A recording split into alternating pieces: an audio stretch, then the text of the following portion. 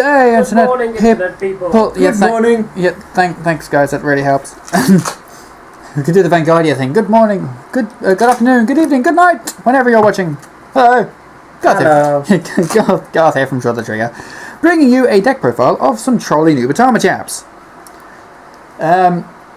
I've had this deck pretty much since set 13 came out, and yet not ever really got around to using it all that much or getting the feel for it. So because Genesis, was a thing. Genesis was a thing, and Pale Moon are a thing, and yeah. So, but anyway, I do have a deck, so we're going to show it off for you right now. Let's go! Starter! Stealth Beast Kuroko! 4 on the skill, of course. From the rear guard, Soul Blast 1 when an attack hits the Vanguard during the battle of this unit boosted. If you have a Nubatama Vanguard, you may pay the cost. If you do, choose up to 2 cards from your opponent's bind zone and put them into his or her drop zone. Very trolling. You pretty much always keep this behind the Vanguard because pressure is the short answer to that one.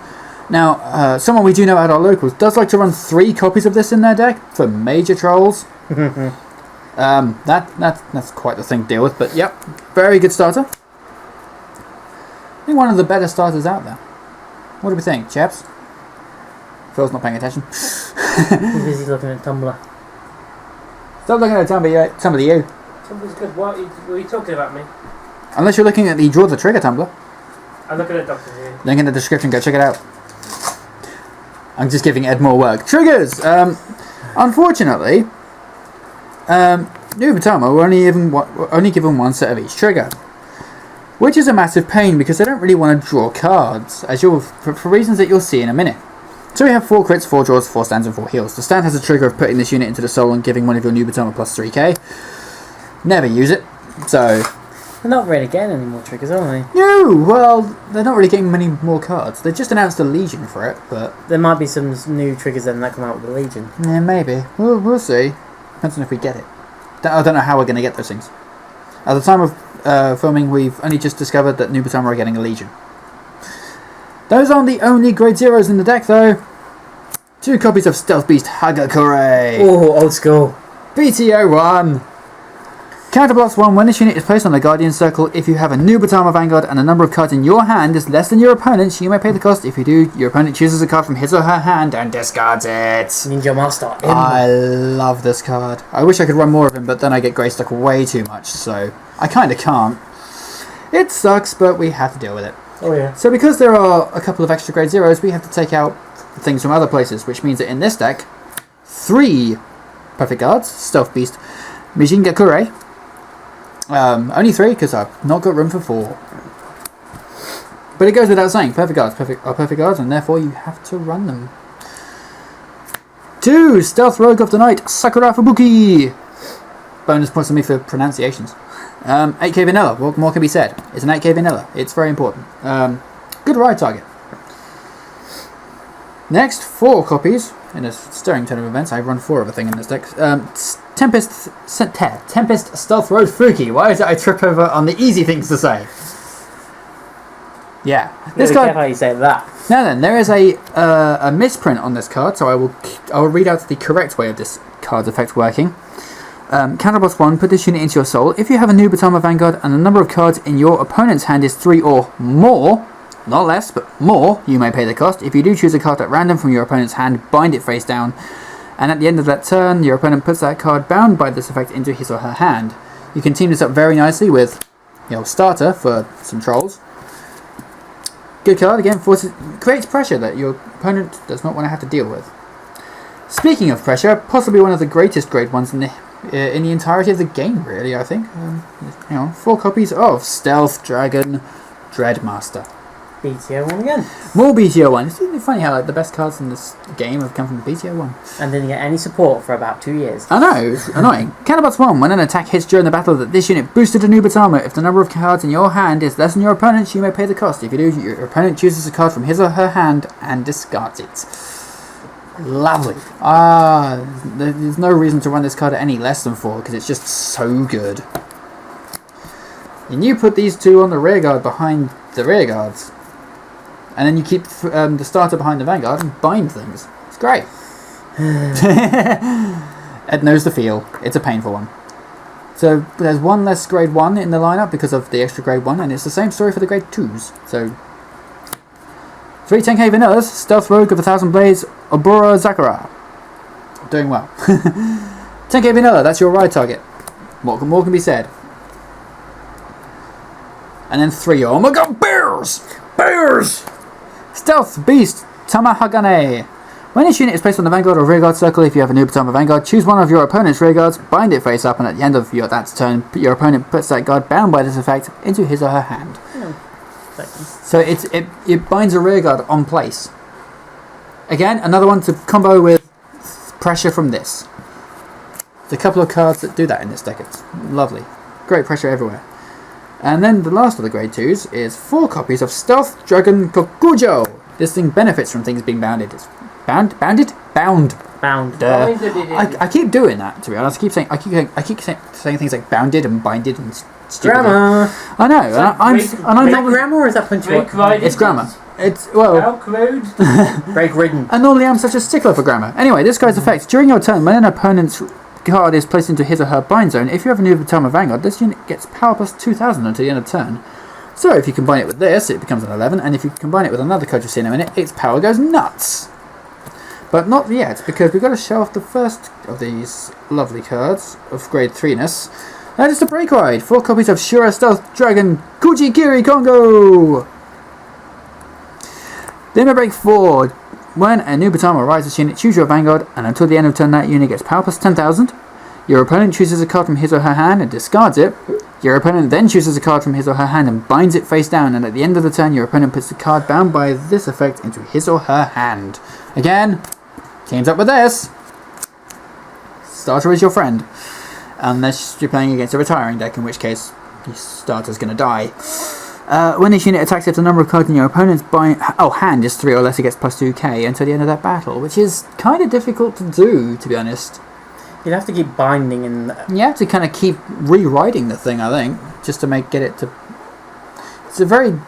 It's not really until the later part of the game where you can get your opponent's hand down enough, because there's a lot of draw power these days, which has been why I've not really used this deck as much as I probably should have done, because it's come out a bit late for it to be really, really effective, I feel. It's because it would have taken over, wouldn't it? Yeah, maybe. It's not a meta clan. As someone else I know on YouTube would say, you go rogue and you go pro. Kudos to anyone who knows what I'm talking about there. Now then, the next grade 3 I'm going to show you, if you ride it and you're stuck on it, you're probably going to lose. Voidmaster. Yep, 1 copy of Stealth Dragon Voidmaster. BTO1! More BTO1. When each unit attacks, a Vanguard circle only, when each unit attacks, if the number of cards in your hand is greater than your opponent's, this unit gets plus 3k until the end of that battle, which is not bad. It means it swings for 12. All those people back in the early Vanguard era would tech that in, just for giggles. Oh yeah.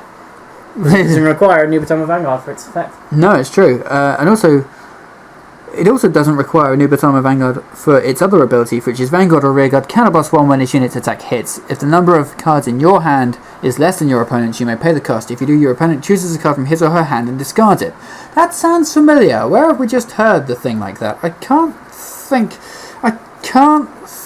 how evil this column is. When you've got less cards in your hand than your opponent, you just go, no, counterblast 2. Ditch 2 cards, thank you. Because I said there's a lot of draw power in other clans these days, and therefore this card and Dreadmaster can have a lot of fun. Which means target. But you don't want to ride that. You just don't. You want to ride into this as well. 3 copies of Shura Stealth Dragon Kabuki Kongo, who is like Lawbreaker on steroids. I think will be a fair description of this card. His effect is Limit Break 4. Counterblast 1. When its unit attacks the Vanguard, you may pay the cost. If you do, bind all of your opponent's rearguards face up. And if the number of cards in your opponent's bind zone is 3 or more, this unit gets plus 10,000 power until the end of that battle. That thing was amazing in draft. I bet it was. And at the end of that turn, your opponent puts those cards bound by this effect into his or her hand. And of course, it has the, for some reason, activated ability, Counterblast 1, this unit gets plus 2k until the end of turn. We don't care about that one, we care about the Limit Break thing, because that works extremely well, as I was saying. No, but if you Counterblast that once, then uses Limit Break, you can hit Crossroads. That would be the one exception where you would use the activated ability. Especially if you have, well, that... Especially considering cross-break rides have become quite more popular. If you've got the 8K behind it, which you probably won't. I mean, to be honest, you're gonna have this behind it. You're gonna have the starter behind it because it's pressure. So it's 16. So you would counterbalance one to make it 18, but then it would hit 28 because you've got 3 or more things in the bind zone. The great combos you have there is that it combos wonderfully with this, because then that means that this becomes a 19K on its own, which is nuts. But it's really annoying because of the fact that there's stand triggers and draw triggers. It means that you can't hit with this first, in case you don't get a stand trigger. You always have to leave this till last, which is a bit frustrating. But otherwise, you kind of like to have this kind of a column going on. And as I say, you don't want to ride him, so you just put him there. Because this is like your supreme back row. There's the most disgusting back row you could ever see. Everything does something. Especially when you're at 4 damage. Hang on, let's just slip the other 2 grade 3s here out of the way so you can... Yeah. This is what you want. You want a Void Master and a Dread Master, and you want to have thrown a bunch of cards down from your hand so that you can make the effects work. Your opponent does not want to have to deal with anything, any one of these columns, because they will lose units and they will lose cards in the hand, and it's gross. There is... the appropriate noise to make here would be... But there is one very important thing of this deck that really does mess up the whole strategy at times. Weirdly, it's the draw triggers. Like, oh man, this effect's going to kick in, and then you're going to lose all your cards from your hand. Oh, I've now got a draw trigger, and that means that on the rare occasion where you get double draw trigger, damn, now I've got more cards than you. None of these effects will work. So there is the downside. Oh, such a shame. It's awful, I tells you. Terrible shame. Bushy Road, make us more triggers for Bushy Road, make us more triggers for Nubatama. In the meantime, though, this deck is still... I'll play this for funsies. Funsies is the way to play this deck. Funsies and giggles. It's your funsy deck. It is, especially when I've got things that are... decks that are a lot more... hard-hitting. Consistent. Because of the way I play the deck, it means that I will really want to kind of... I know, I play much more of a gamble on me being able to ride the majority of the time. So, it's the only thing wrong. It's a bit risky. But it is still, as I say, a very fun deck, so I will still bust it out occasionally. So, that is my Nubatama deck profile. If you have any suggestions or comments on the deck, please let us know in the comments section below. Can you really say that? Because there's not many cards you can suggest to play instead. There are a couple. Not many, admittedly, but there are a couple of suggestions on different ways to run the deck. So, if you have any suggestions on that, let me know. And thank you for watching this video, and until next time, goodbye, Internet people! Goodbye! Goodbye!